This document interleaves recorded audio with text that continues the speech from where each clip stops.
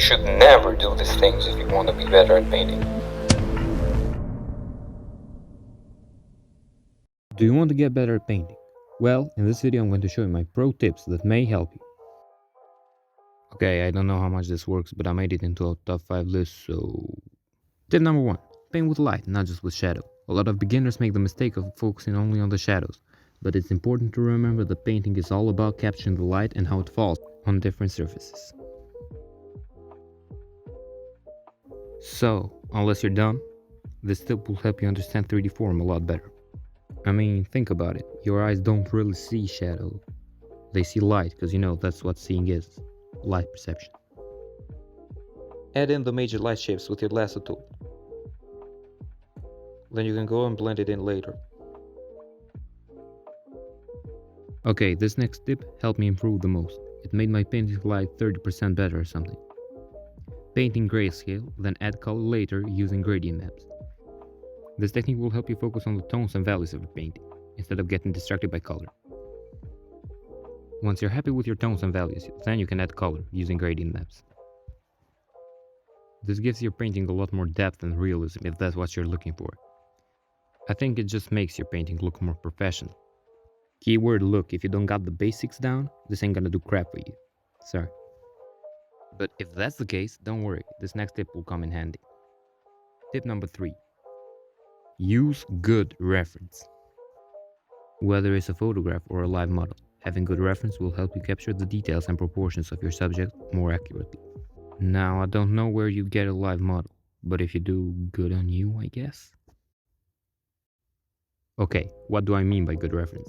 By this I mean don't just choose a random picture on Pinterest like a blind sheep. And don't limit yourself to just one reference for the entire piece. Find one for the pose, one for the lighting, and a couple of artworks of artists that you like. One reference also works, but for beginners what usually works is a reference with simple perspective and posing, but with lighting which highlights the forms well.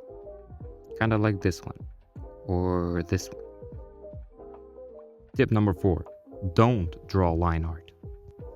Most of the time you have a sketch that you like, then you spend a lot of time doing the line art, and when you go hide the sketch layer, instead clean up your sketch little by little.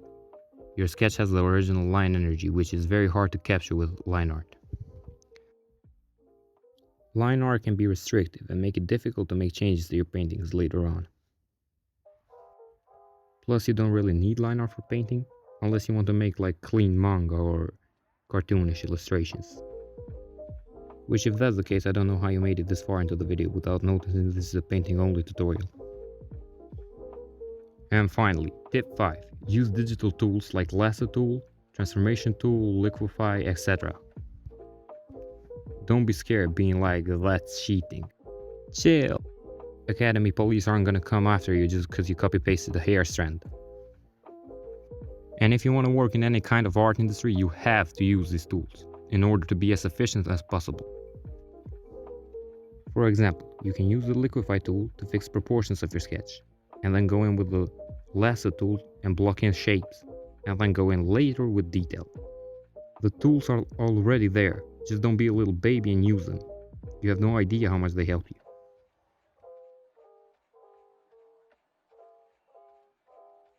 Okay, here's a time lapse of the painting I did.